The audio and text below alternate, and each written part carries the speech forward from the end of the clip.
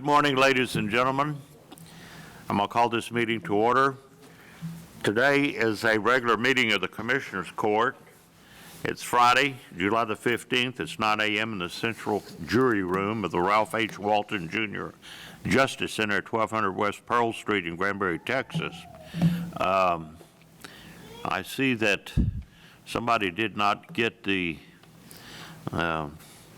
Diane Raspberry was supposed to. Yeah, she's here. Where is she? I didn't see you up here. Kay was blocking me. Good. Welcome here. Kay Raspberry she's the associate pastor for the Hope Community Church. Would you please come up here and give us the invocation? Thank you for coming. I'm sorry I didn't see you there.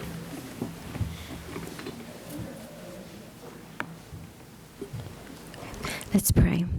Father, we thank you so much for the many wonderful blessings that you pour into our lives each day. Father, I thank you for today. I thank you for the blessings that you've already put in place for us this day, Lord. And Father, I just ask that you just bless this time that we have to come together. I ask that you bless those that have stood up, Father, that has come forward to lead our community, Lord. Father, I ask that you bless them. I ask that you guide and direct everything that happens today, Lord. Father, I ask that everything that be done in a way that glorifies you. Father, we just love you so much, and we just thank you. In Jesus' name, amen. Amen. Thank you. I pledge allegiance to the flag of the United States of America and to the republic for which it stands, one nation, under God, indivisible, with liberty and justice for all. Now the Texas flag. Honor the Texas flag. I pledge allegiance to thee, Texas, one state, under God, one and indivisible.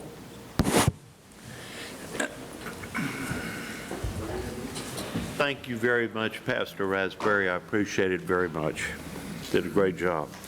Okay, we have some special presentations here. These are Life Savings Award to Station 70 Volunteer Fire Department, and I see we've got all the members here. So first is Chief Gary Tillison, and we got the Fire Marshal himself up here to make this presentation. Take it away, Chief. Good morning, Judge, Commissioners.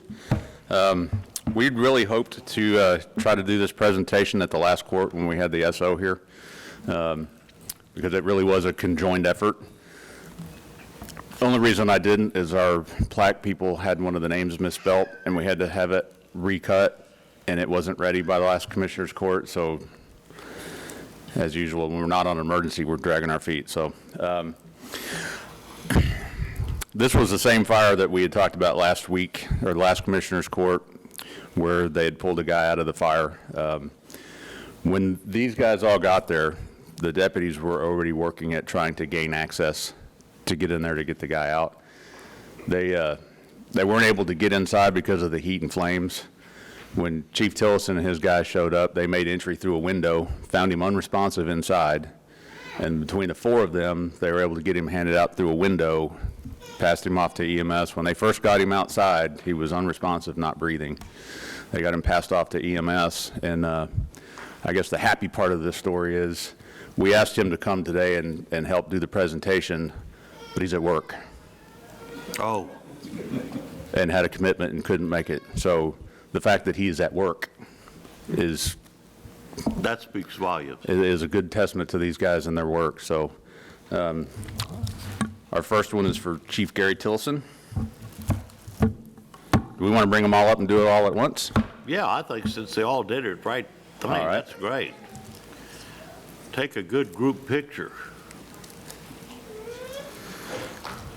And unfortunately, Stevie Head is one of the ones on here as well. He wasn't able to make it because he's at work also. So we also have one for Kurt Blount and firefighter Eric Overman. You guys got anybody? Boy, this is.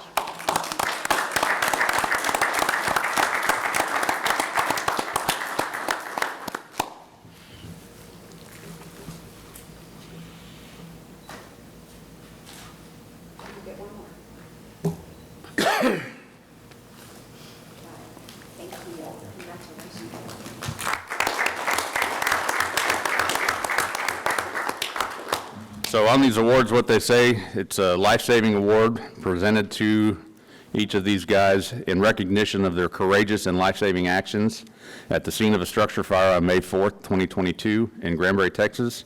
You put yourself in harm's way to save another human life with dedication and courage.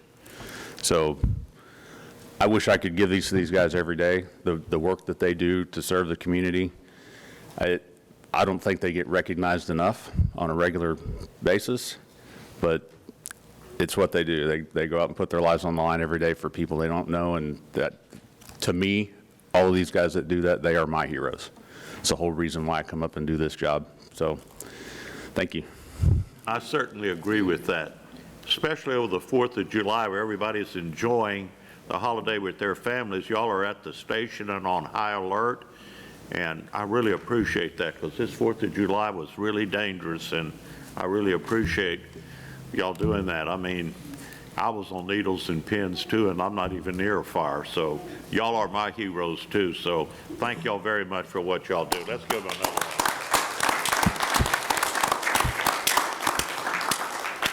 Okay.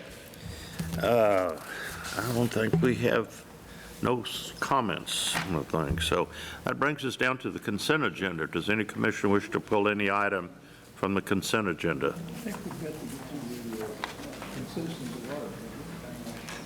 I don't have any awards. There's So no, there's nobody signed up for it? no awards and no comments. No citizen comments, okay? No. Okay, thank all of y'all. If y'all need to go, you're welcome to stay or go, whatever you want to do.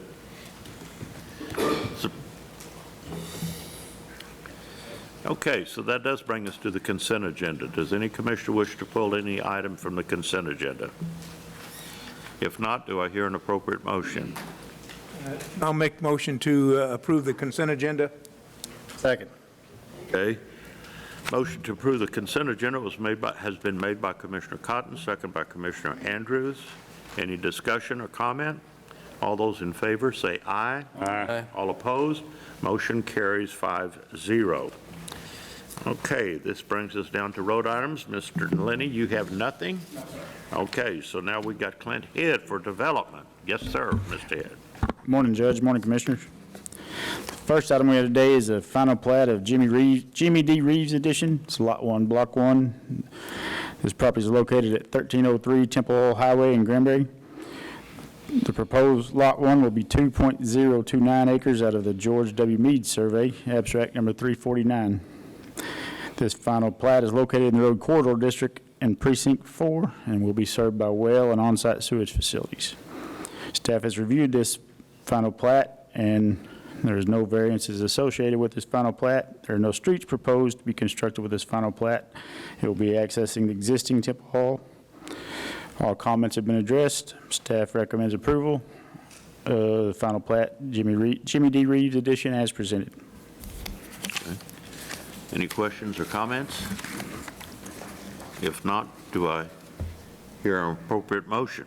Yes, sir. We'll make a motion that we approve the final plat of the Jimmy D. Reeves Edition, Lot 1, Block 1, as discussed by development. Second. Second. A motion been made by Commissioner Eagle to approve final plat of the Jimmy Reeves Edition, Lot 1, Block 1, second by Commissioner Wilson. Any further comment or questions? All those in favor say aye. Aye. All opposed? Motion carries 5-0. Okay.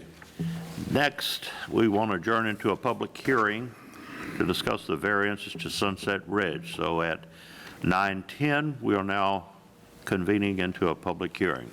Take it away. Yep, this is a public hearing for variance to Sunset Ridge in Precinct 4. It's a variance to Section 2, Subdivision Regulations, Article 9, Section 9.14, requiring the zone of influence study. Section 9.14 states, storm drainage and flood control improvements shall be located and designed in a manner which will cause no adverse impact to upstream, downstream, or adjacent property owners. The evaluation to determine adverse impact shall continue from the development downstream along the receiving stream to the zone of influence. Upstream impacts shall be evaluated as far as necessary to ensure that the proposed development does not create an adverse impact. The engineer's request states that based on the 10% rule, the drainage study for this project would include approximately 500 acres and extend significant distance south of FM 3450. The engineer provided calculations indicating the increase of a 58.5 cubic feet per second between the pre-development and post-development conditions produces only 3-inch rise in water surface in the downstream drainage channel in a 100-year storm event. The engineer also states that the drainage wave flows through an open pasture land into an existing stock pond approximately 700 feet south of, or from FM 3450.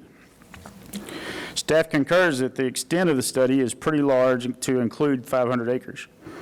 To consider a variance for the section, the court must consider the definition of adverse impact, which is described in Article 2, Section 2.1, and going by the engineer's description, there are no buildings affected.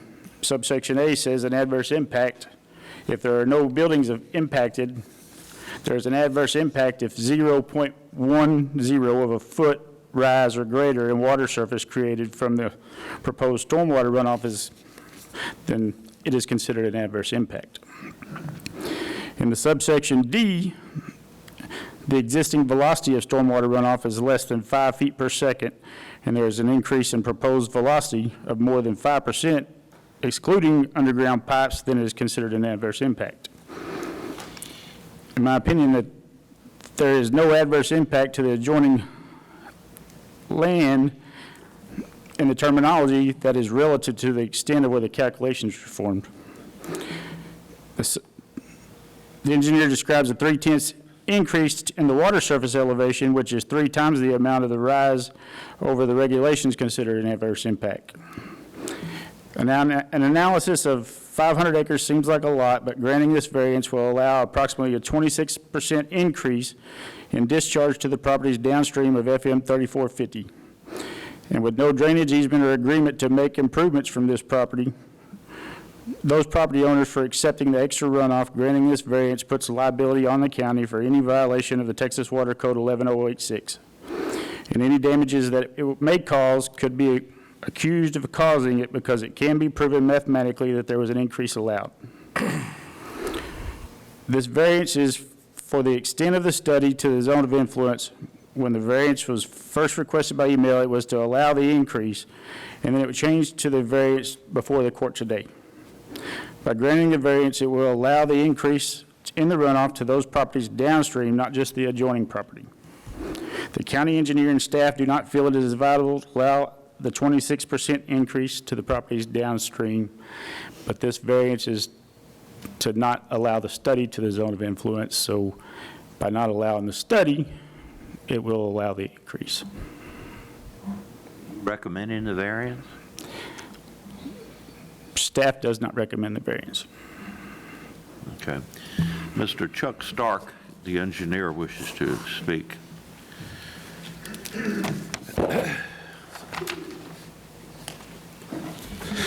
Judge, member commissioners, my name is Chuck Stark with Baron Stark Engineers, and I am the engineer surveyor for this project, and I'm one that has done the analysis and on behalf of my client have made this request for a variance. And what I would ask you to consider is the setting of this. There's a couple of factors going on. This water comes through or underneath FM 3450. When we spoke with, which is under TxDOT jurisdiction, when we spoke with TxDOT, they they said, no, you may not replace the culverts. We think they're fine. Yeah, we don't mind that water tops the road an inch or two in a 100-year storm. It's not worth tearing up the road for. So we said, okay, that's fine. That's under your jurisdiction. So that addressed that issue, and now here is the downstream zone of influence. I understand that in writing regulations, I mean, I do that too for other clients, that you have to basically legislate against the worst case scenario, which was, as your ordinance stipulates, if there's a home, if there's a business or something immediately downstream of the property. Then I think it is the responsibility of the bodies such as yours to evaluate requests such as this on an individual basis. I understand what the definitions say, the .01 foot or .1 foot and all that, but I would ask you to look at that. There's a very large pasture. In a 100-year storm, water flows across that pasture 200-plus feet wide, 2 feet deep, and both today and then after this development, it will do the same thing, 200 feet wide, 2.3 feet deep, and flows directly into a stock pond. I think certainly that property owners that are in the agricultural business want that runoff coming into their property, into their ponds and whatnot. I think we all see what's going on right now. We're in kind of this drought situation. So it is my job as a design professional to evaluate both from my client's interest and your interest if this truly is an adverse impact, and it is my opinion that it is not. I don't think this 3 inches of water spread out over 200 feet is anything you would ever even see. And keep in mind, this is in a 100-year condition of the most extreme event that we ever designed for. So anyway, it is your decision. I am giving you my opinion. Clint has spoken on what the regulations speak to, and he's absolutely right. This does not meet the letter of the ordinance and recommendations, but I think it is certainly a reasonable request and would ask for your consideration, and I'm certainly here to answer any questions you might have about it. Anybody have any Is there questions? any alternative to do something different so that this event wouldn't happen in 100 years? Is there anything could be done to that property to change that? There would have to be some type of detention pond installed upstream of FM 3450. We have a subdivision with 6 lots in it with a very large upstream basin that's not part of the Hood County project. Now, there's always a way, absolutely. I wouldn't tell you otherwise. Again, it's something that has to be maintained for perpetuity. It may or may not be maintained, you never know. And anyway, yes, there is. We could put restrictor plates on the culverts on 3450, but TxDOT wouldn't allow that. That's in their jurisdiction. So anyway. What concerns me is the liability that the county has if some other houses are built in that floodplain. That's what the real concern is, and they would flood, then the county would be responsible for that. Am I right? Did I understand that correctly? Not really the floodplain, but we're channelizing extra water through that property without an easement. It's not a floodplain, but when we're channelizing additional water through that property without an easement, which goes against 11086 of the water code, then we're taking on the liability. The liability, the civil damages, yes. That's what concerns me. Which brings up the question, are there any damages? In a 100-year event, the water's 3 inches deeper in a pasture. In my opinion, there are no damages, and that a rancher or farmer wants that water. But what if it's sold for development? Well, then that becomes an existing condition in there, and in the platting and doing the construction plans for a new development, at some point in the future, then that designer would take that into account as an existing condition, and that would be evaluated in the construction plan review. Is this changing and altering the natural flow? No, sir. No, sir. The culvert there on 3450 has been there, for years. And, there's a very defined drainage path that comes underneath the road, flows south through the pasture into a stock tank. Well, I heard the word alter, so I'm trying to understand that it's altering the flow The path. alter is, what is being altered is the volume, not the flow path or direction. Not the path, the volume. Yes, sir.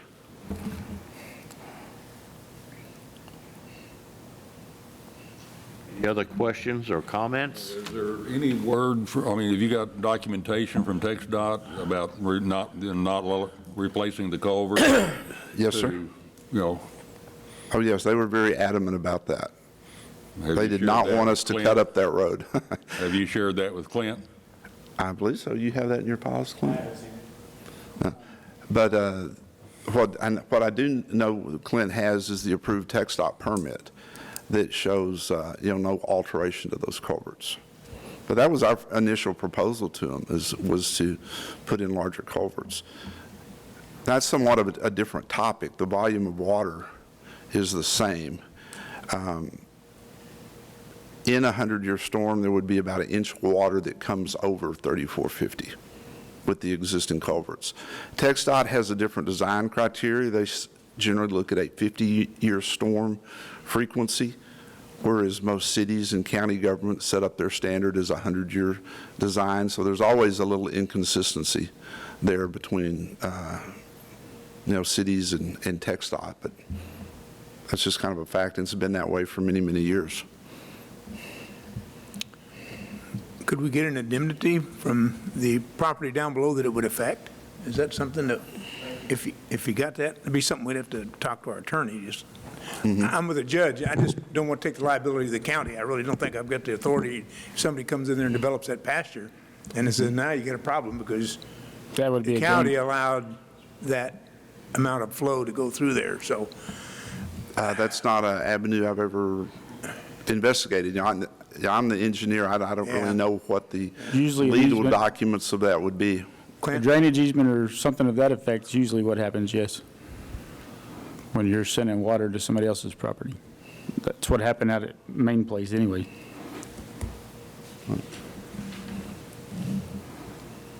What are you saying? Can the developer give us an indemnity agreement?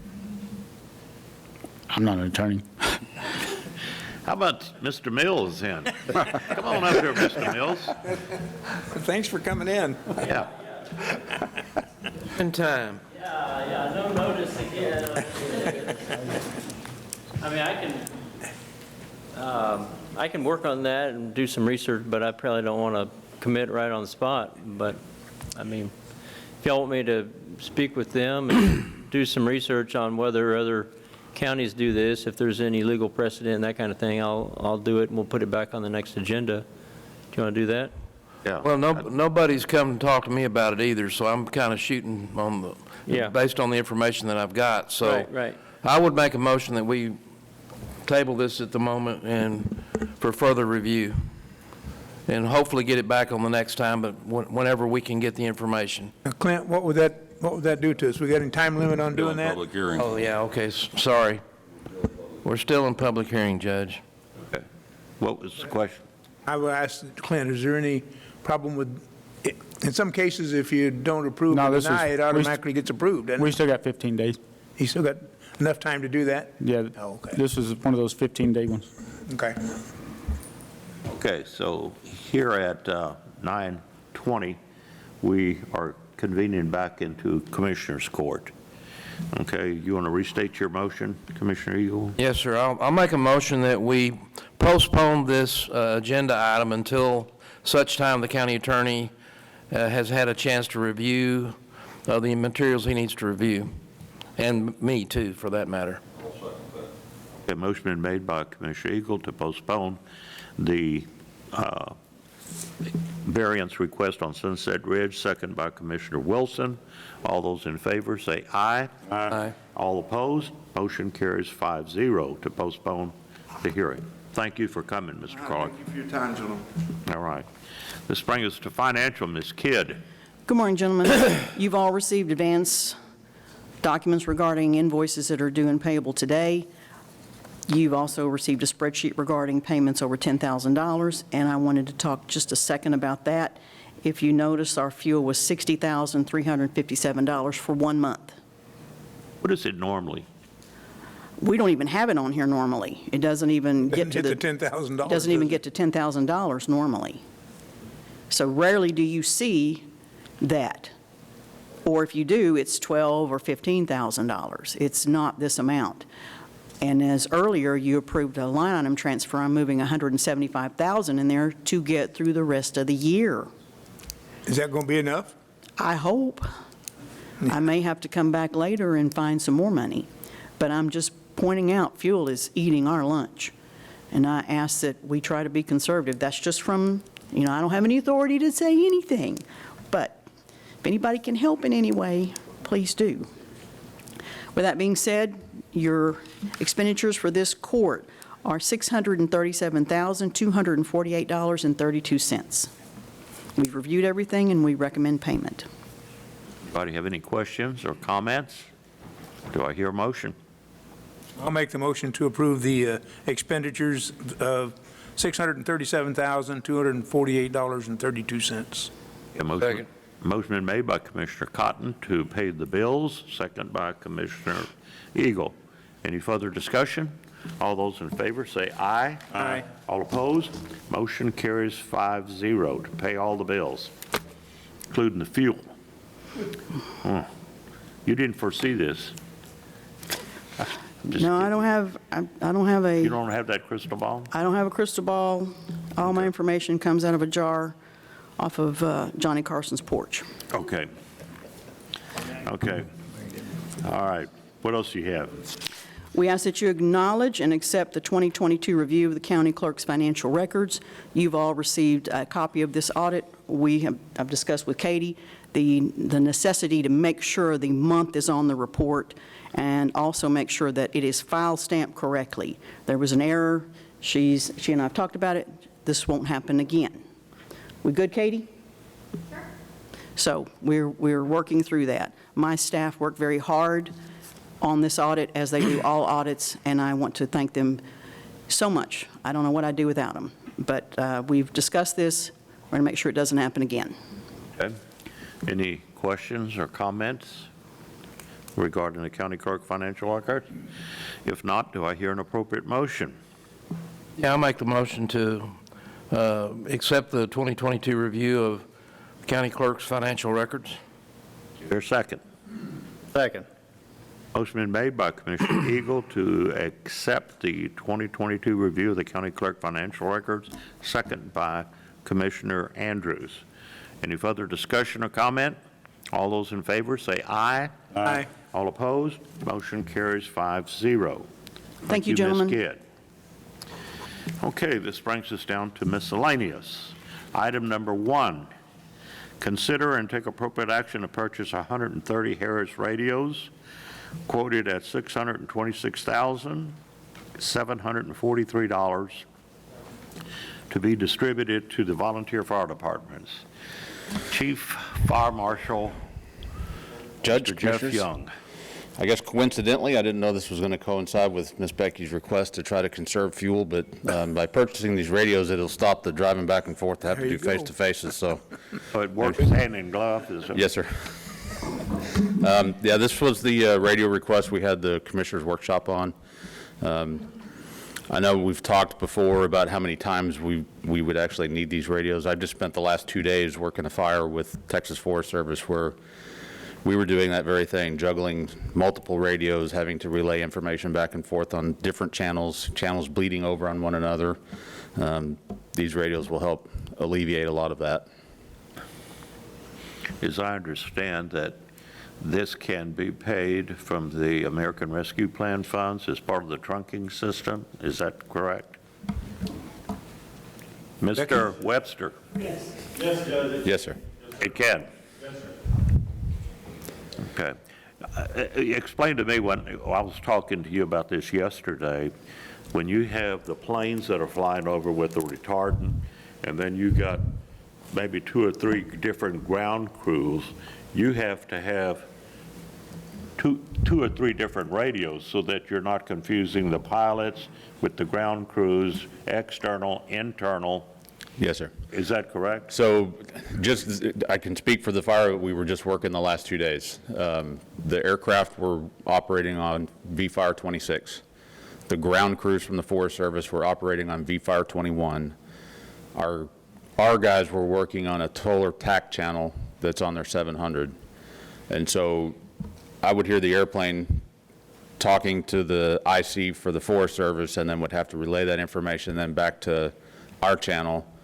And at one point, I was actually able to talk to the aircraft direct, so then I wasn't having to wait for IC to relay information. But in order for me to do that, I had to switch one of my radios off of the VFire 21, so I couldn't hear the ground crews, but I could hear the airplanes, and then would have to relay that information. So yeah, it's vitally important for those guys to know when an airplane is fixing to drop a whole bunch of stuff on their position, because if we got guys dragging line out into some brush trying to fight some fire and that airplane's got that same thing targeted, they can get hit with retardant or water or whatever and not even know it's coming.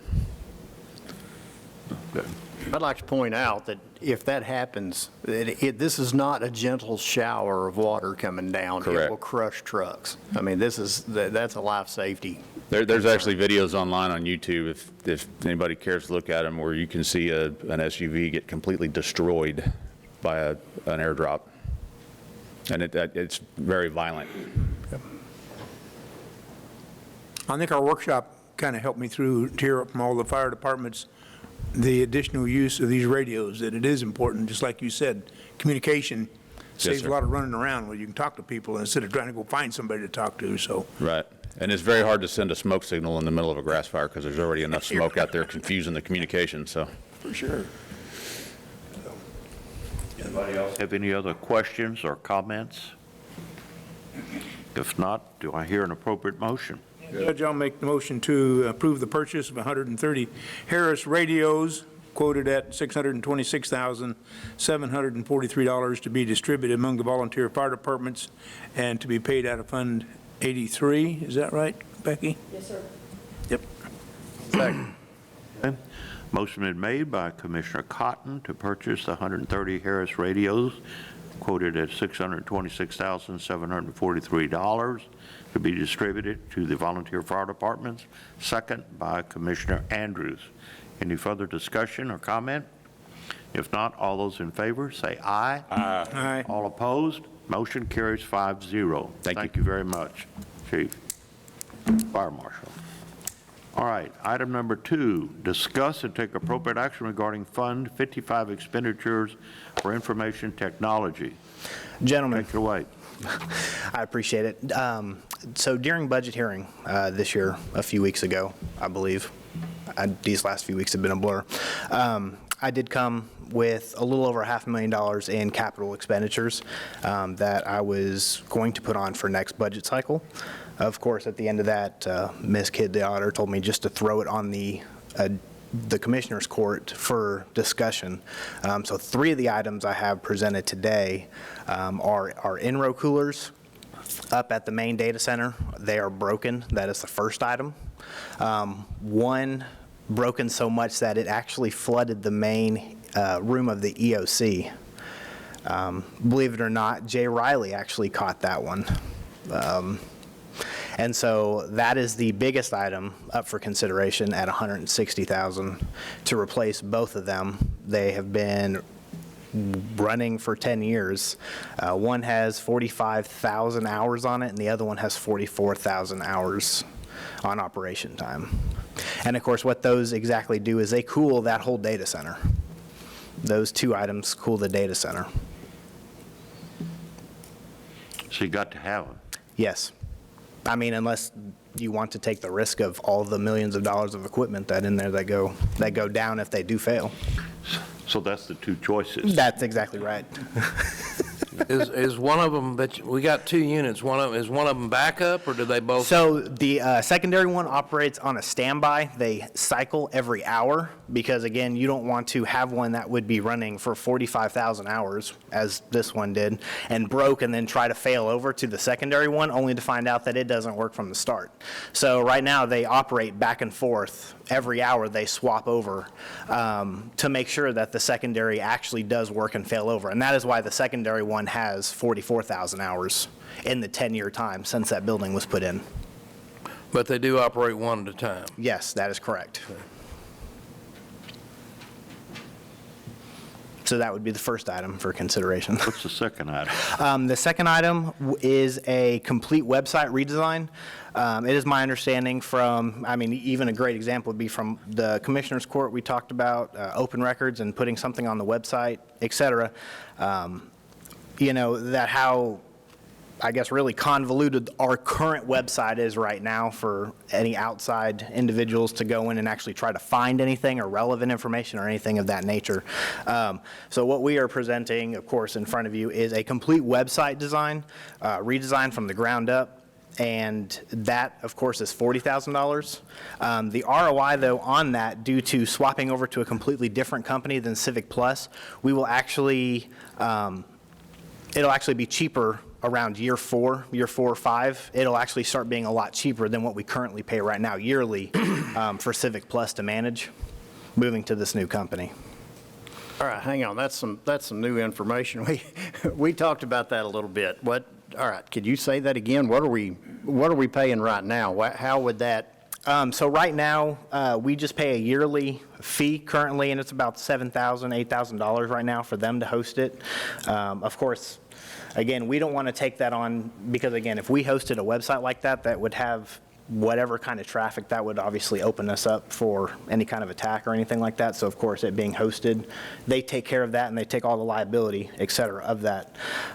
So moving to this, of course, the upfront cost is $40,000. Of course, that would be to get with the teams, to get not only with our department, but for all the elected and appointed officials, because technically every elected and appointed official manages their own page, whether you realize it or not.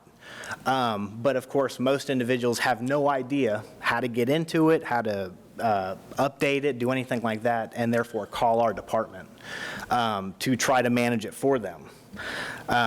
But moving to this, I believe it is a reduction of about $2,000 or $3,000 a year. So technically, so for this first year, obviously, like I said, $40,000, then it would be moving to about $3,000 a year or so, just for the maintenance. So Revise is a different outfit other than the one we've got now. Yeah, it would be a complete, realistically, it'd be a complete ground-up redesign. So not only would they get with us, but they'd get with all the other departments and show them and how to train them and everything. Good. And they Real still, popular around here doing that too right now. They still- Retraining everybody. Oh. Yeah. So this is something though that this is not an immediate, I mean, not necessarily, no. In the grand scheme of things, I need those in-road coolers. I need the first item. No, I That's get that. That's like an absolute need. But no, I mean, honestly, I don't really need it per se. However, it would be cheaper, and I think it would solve a lot of confusion and et cetera that we get on a daily basis from individuals about how convoluted our current website is. Because even though, of course, everyone assumes IT manages it because it is a website, I do not have a full-time website person to actually go through the thousands of links that are on that website and go through the thousands of objects and make sure every one of those actually work.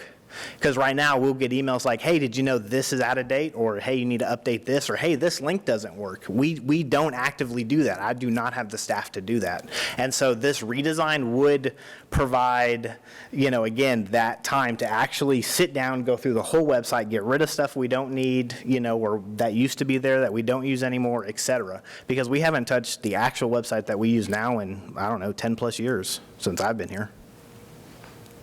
With the new system, the individual departments and department heads can go work with their own Absolutely. portion of the website. Absolutely. Which we can't do today. Nope. Right now, they just send Yeah. an email to us and say, hey, can you do this when you can? How much time does IT spend on answering questions and doing stuff? I would say out of the tickets that we get on a general basis, I'd say probably 10 a week minimum. That now, whatever the time frame is, I couldn't give that to you, Judge, off the top of my head, but I know we get at least 10 tickets a week.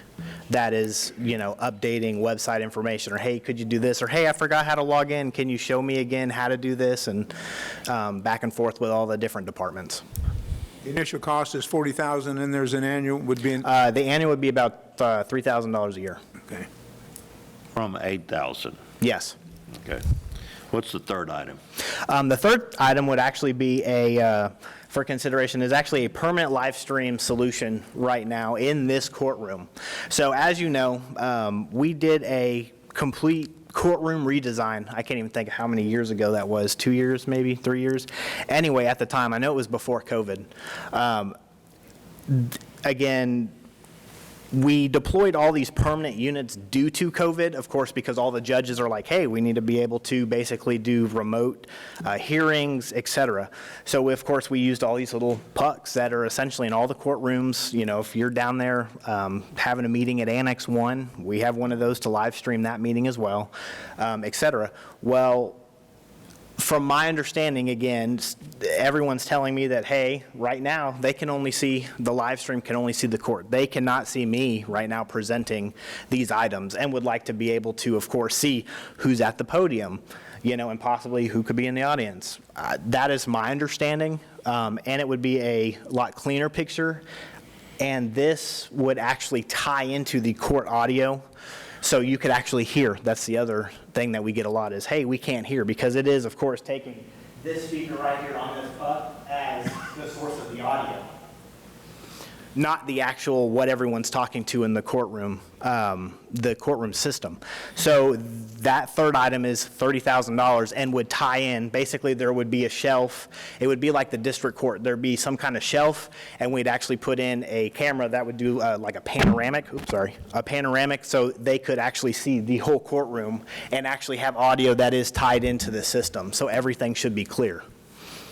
Again, not necessarily need per se, however, again, just to kind of calm everyone and the people that actually watch, and so I just put it together and submitted for you. So those are the three items up for consideration today. They total no more than $230,000. I'll answer any questions I can. I want to vote on them one at a time? Yes, sir. Okay. I would. All right, let's vote on the first one, the cooling. Yes, the in-row cooler for the data center. The cooling Yes, units sir. to prevent from having to replace millions of dollars Yes. worth of equipment then on the deal. So what is it? It's a In-row coolers? coolers, okay? Yes, to the main data center. Yes, sir. $160,000 for Yes, two sir. of them. Yes, sir. And we had talked about this a little bit too. I mean, is it, I'm struggling with this because, you know, I realize the gravity of if this thing fails, but, you know, where we've come down on, and this is basically an air conditioner, where we've come down on other ones is, let's replace them when they fail, not preemptively. And we You could totally discussed take that a little you bit. could take that and, option, and you could deal with the risk of that. That's ultimately what it boils down to.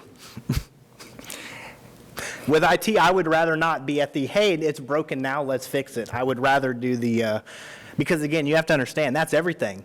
So I mean, the risk involved in that, you're losing dispatch, net data, everything is in that data center, on top of the 80 other servers that we do.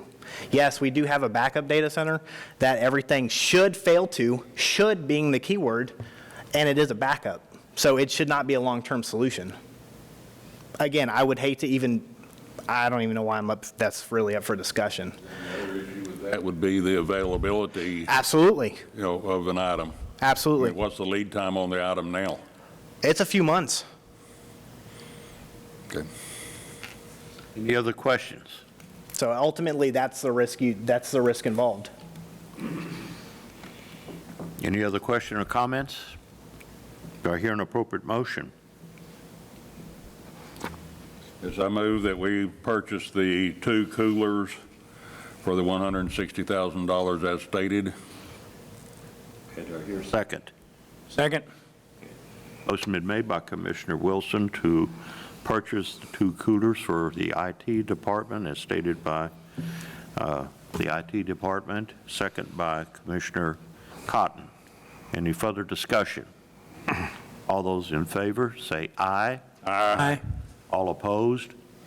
Motion carries 5-0.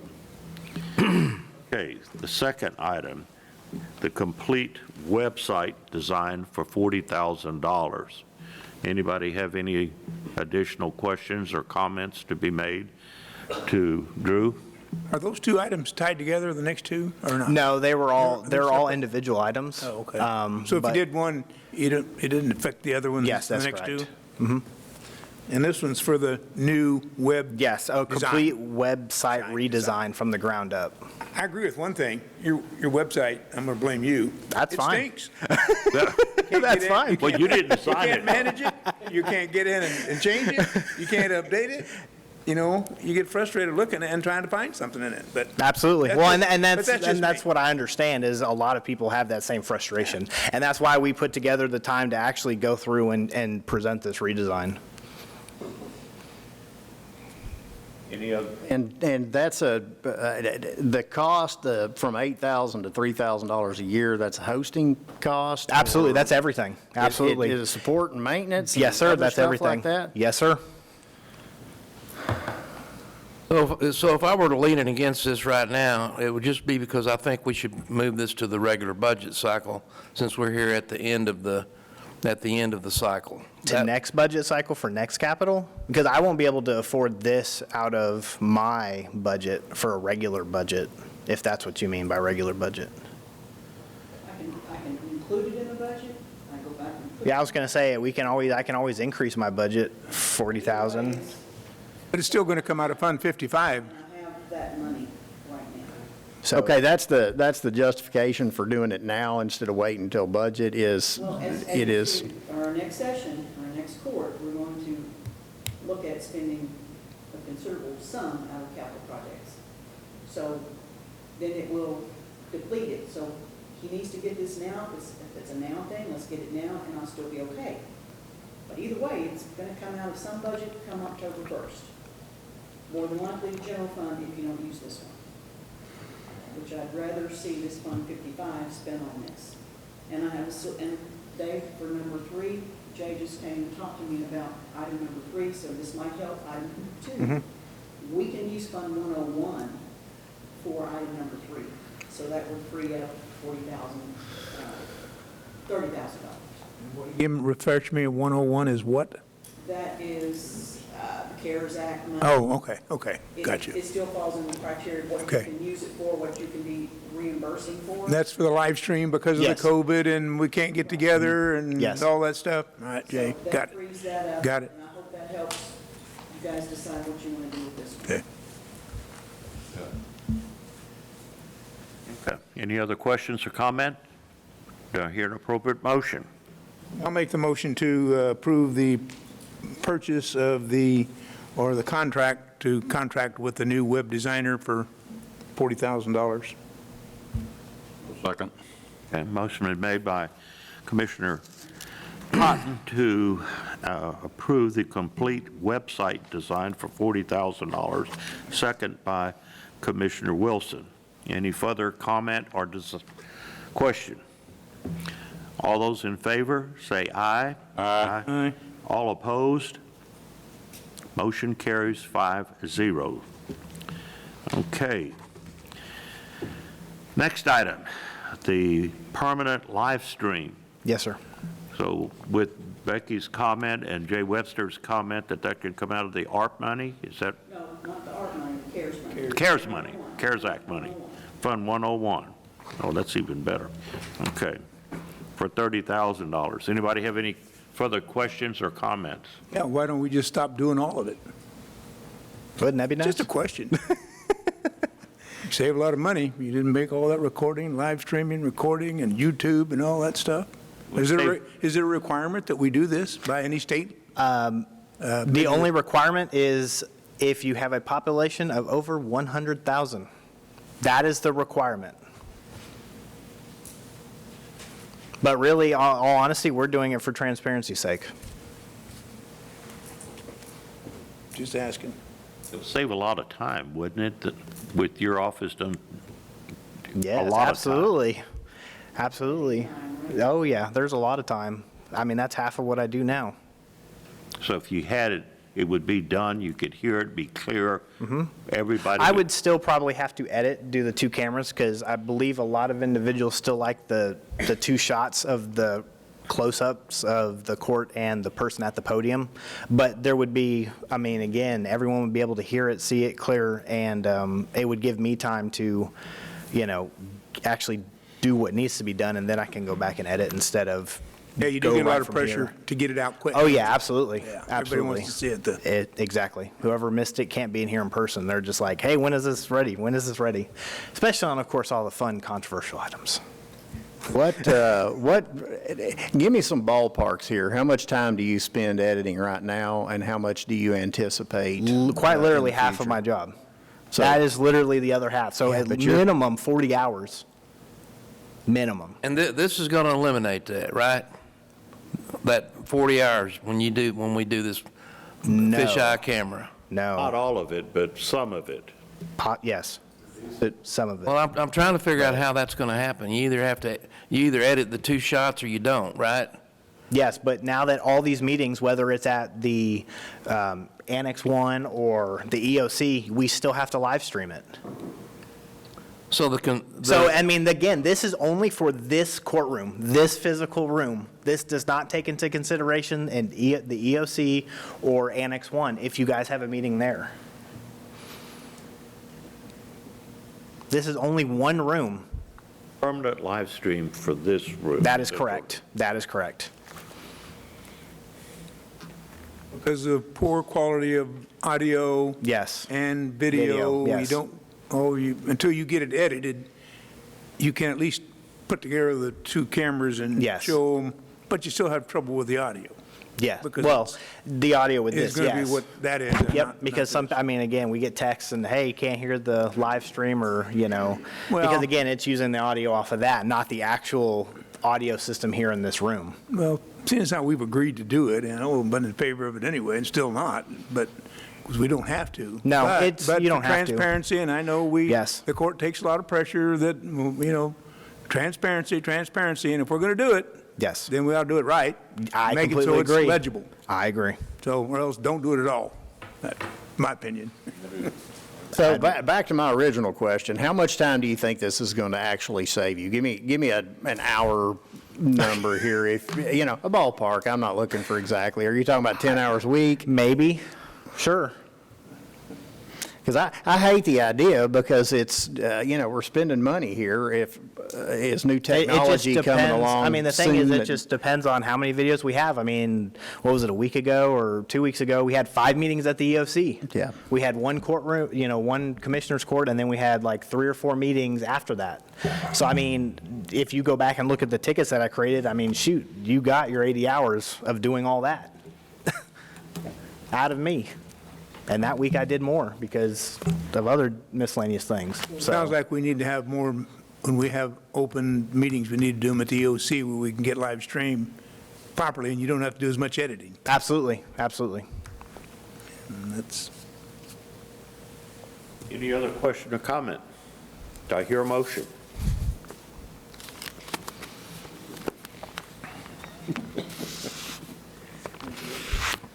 Well, given that I get continual comments of people not being able to see the speakers, I move that we approve the spending and expenditure of $30,000 for the live stream equipment Out of Fund 101. out of Fund 101. That is correct. second. Okay. Motion been made by Commissioner Wilson to get the permanent live stream to be paid for out of Fund 101, second by Commissioner Cotton. Any further question or comment? All those in favor, say aye. Aye. All opposed? Hey, Hey, here too. Okay. 3 ayes and 2 nays, made by Commissioner Eagle and Commissioner Andrews. Thank you, gentlemen, I appreciate it. Okay, thank you very much.